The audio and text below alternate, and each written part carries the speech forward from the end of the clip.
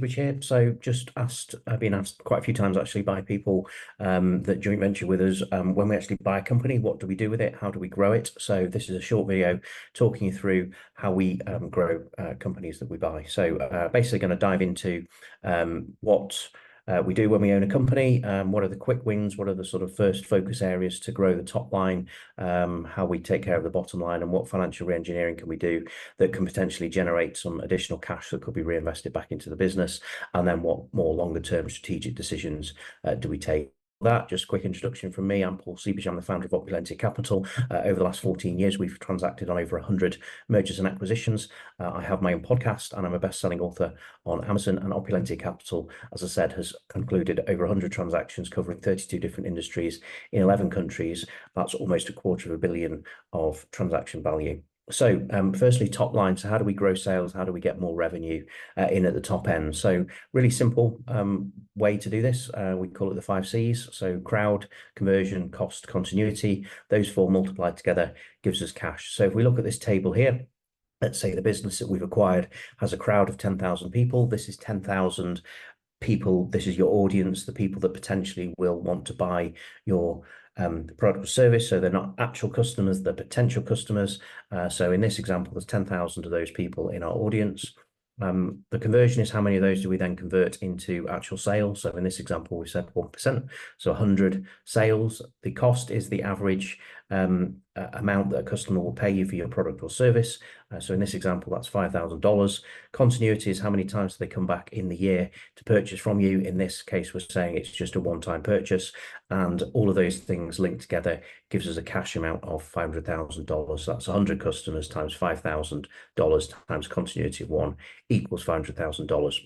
Now, if we can move the dial by just 5% in each of these areas and improve them by 5%, this is the impact that this has on this particular example. I'll come back to in a moment the how do we do that, but just to explain the analogy first of all. So if we can increase the crowd, so if we can improve marketing, for example, and get this product or service in front of more people, 5% increase is 10,500 now in the crowd. If we can improve the conversion, so we can do that by looking at the sales process, looking at the marketing, how do we become more engaging? How do we become more compelling? What are our USPs? What do our salespeople do? How does that sales process look? If we can improve that by just 5%, then that conversion now gives us 110 customers, so a 10% increase in customers. If we can improve the cost, so the amount that we actually get from the customer, the revenue per customer, if we can improve that by 5%, then that's $5,250. How do we do that? Well, maybe you're selling a core product where you might be in a really price sensitive, competitive market, and it will be really difficult for you to raise your prices. The way to do that would be to look at your ancillary services, things that you don't sell lots of, where there's high margin. So for example, let's say you're selling motor vehicles, motor vehicles, whichever brand or make or model you buy, pretty much they're set in stone, whether you buy from one dealer or another. But if you think about the ancillary services that could be offered, like service plans, for example, or maintenance checkups, health checks, etc., you might charge $200 for that. You could possibly increase the price to $250 or even $300. So when you average all of that out, you can look for those price rises. So yeah, there's an example of how you can improve that revenue per customer.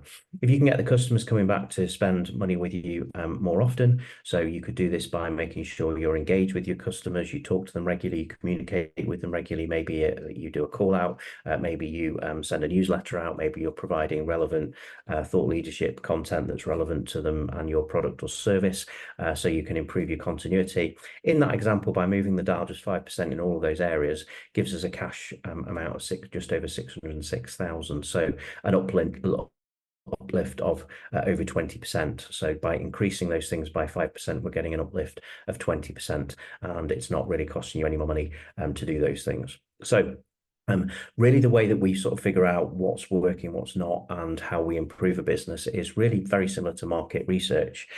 You basically just go out and ask the people that you want to understand the situation from, basically why. So, from marketing, where do our customers come from? Why do they do business with us? What do they like about the product? What don't they like about the product or service? How do we find more of these potential customers?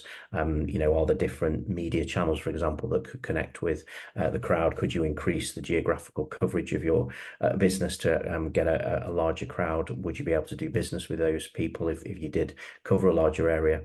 Sales, so what we see in most businesses that we acquire is generally they tend to have good systems and processes in most areas of the business, but it's not uncommon to find that in sales there isn't really any processes.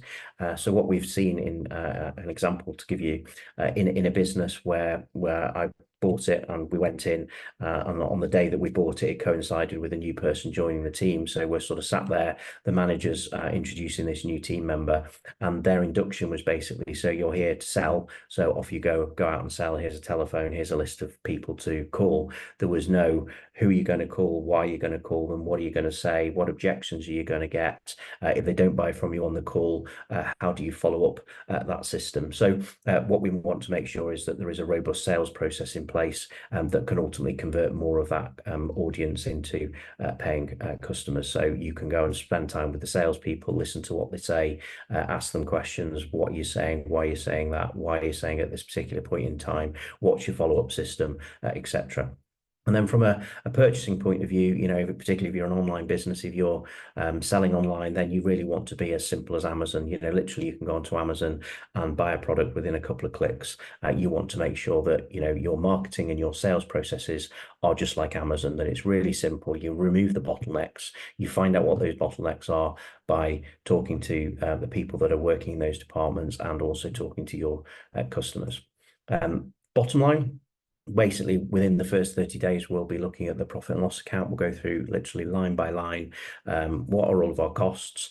We firstly ask ourselves the question is, do we need to spend this money to do business? If the answer is yes, then we'll then go and ask ourselves a question, but could we find this cheaper or better value somewhere else? Or if it's something that we don't believe we need, then of course we could arrange for that to be cut out and save some money. We're also looking at each of those lines and thinking, you know, is there a solution here to maybe use some sort of outsourcing or offshoring, or is there any sort of software automation that could potentially be put into the business that would save cost, and maybe those resources could then be deployed somewhere else? So, you know, if you save some money by automating something, you know, could that then employ more salespeople that will then grow the top line? An example of that would be a business I was involved in where we held stock. So we would basically order in stock parts to repair vehicles, for example, at the beginning of the month, and that would be based on our sort of typical experience of what parts we typically might need in a particular week or month, and we would order that in at the beginning of the month. So that could mean that we, at the end of the month, are still sat on parts that we haven't used, so our cash is tied up in that stock.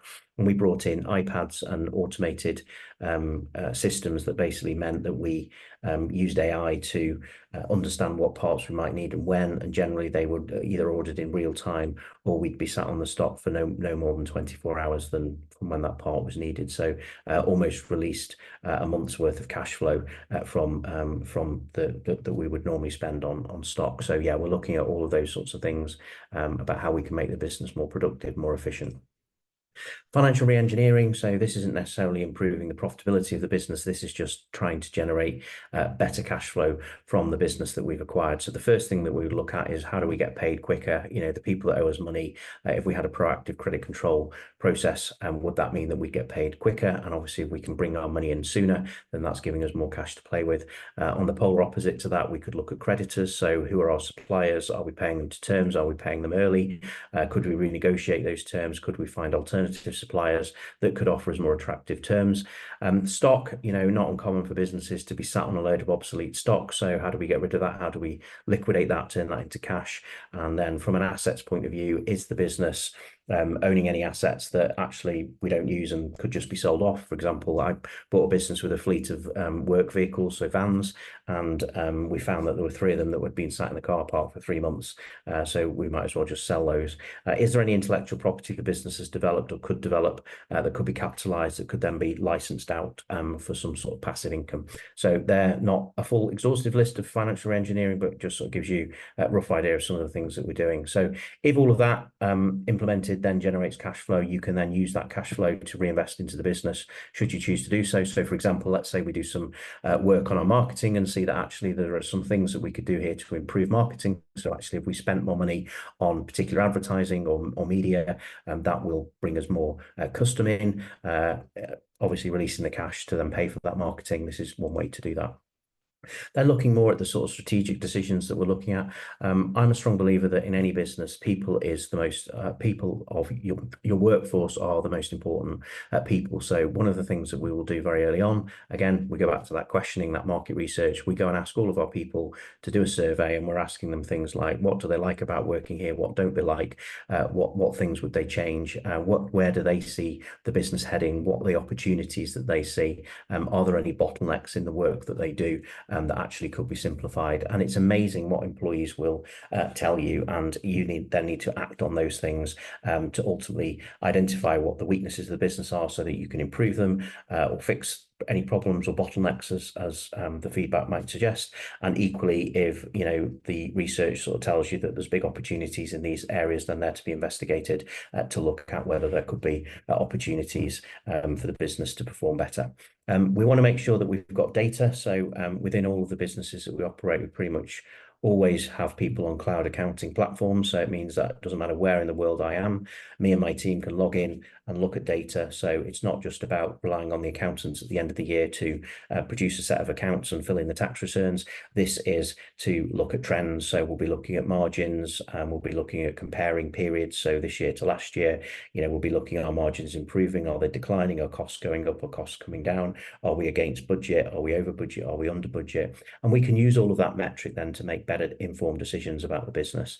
Exactly the same on the KPI front. We'll identify some key performance metrics that we can use to measure the business. And I'm a strong believer that what gets measured gets delivered. So, a simple KPI could be gross profit. If we measure gross profit and we're talking about it week in, week out with our management teams, our senior leadership teams, guess what? If you're measuring it and you're seeing how it's performing week by week, it's likely that what gets measured, in this case, gross profit, gets improved and gets delivered.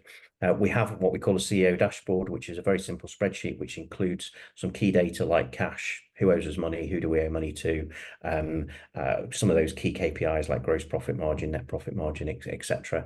And that's all compiled into a weekly spreadsheet, really easy to understand, and basically means that we can keep track of the business and spot problems when they arise, get ahead of the curve, or when we see the business is performing and improving, then that's obviously good to see as well. Want to make sure within the first 90 days there is a solid business plan, which is effectively the who, what, why, when, how business plan. So who's going to deliver the business plan?